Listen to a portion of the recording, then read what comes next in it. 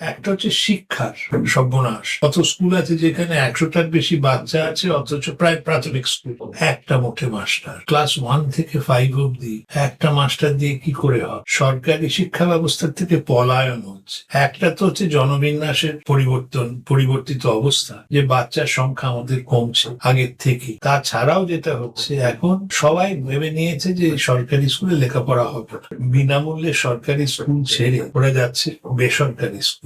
সেখানেও শিক্ষা বেসাতি শিক্ষা।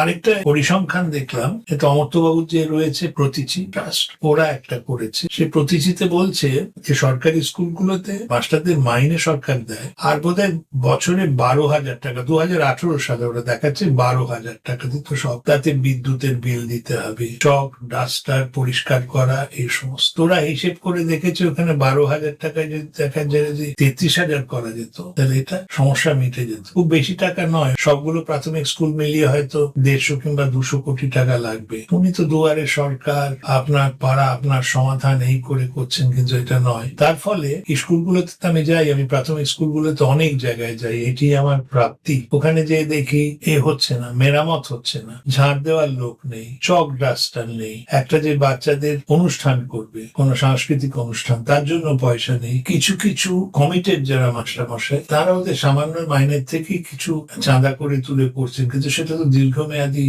সমাধান নয়।